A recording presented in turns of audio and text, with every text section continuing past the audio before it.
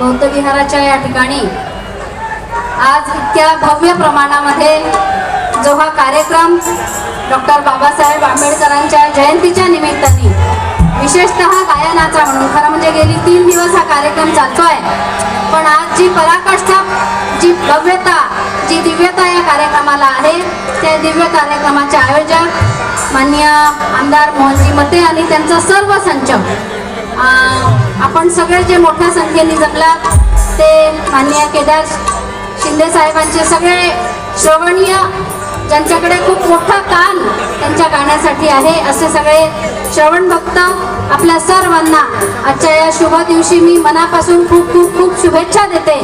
आणि खरं म्हणजे बोलण्यासारखं काही शिल्लक राहिलं नाही, कारण गेल्या 2-3 तासांपासून आपण जी सगळी गाणी माननीय बाबासाहेब आपले जे दैवत आपलं आहे, संविधान हे आपलं दैवत आणि जे त्यांनी लिहिलं ते अधिक मोठं दैवत या अर्थाने जे सगळं आपण ऐकतोय 3 तासापासून जी गाणी ऐकतोय, खरं म्हणजे त्यांच्या सर्व जीवनचरित्राचा परिचय आपल्या सर्वांना आहे.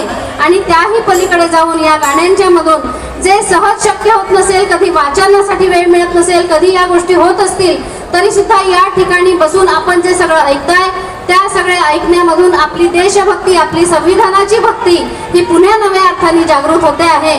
आणि त्यासाठी मनापासून अशा या सुश्राव्य कार्यक्रमाला माझे अतिशय अतिशय अतिशय अतिशय मनापासून वंदन आहे.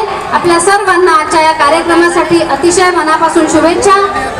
वंदनीय बाबासाहेबांच्या जन्मदिवसासाठी शुभेच्छा, केदारजी शिंदे साहेबांच्या गाण्यासाठी शुभेच्छा आणि माननीय मोहन भाऊच्या या मेहनतीसाठी जी तुमच्या सोबत राहून त्यांनी केली त्या मेहनतीसाठी आपल्या सर्वांना एकत्रित आणण्यासाठी अतिशय मनापासून शुभेच्छा देते. माझं बोलणं या ठिकाणी थांबवते. खरं म्हणजे इतक्या भव्य दिव्य कार्यक्रमामध्ये सत्कार हा भाग निश्चितच वेगळा आहे, पण तरी सुद्धा एवढ्या याच्यामध्ये इतका कार्यक्रम गाण्याचा असताना या ठिकाणी उभं राहून मला 2 शब्द बोलायसाठी आणि तुम्हाला शुभेच्छा देण्यासाठी जे दिले, सत्कारासाठी दिले, त्या सर्व गोष्टीसाठी धन्यवाद. जय भीम.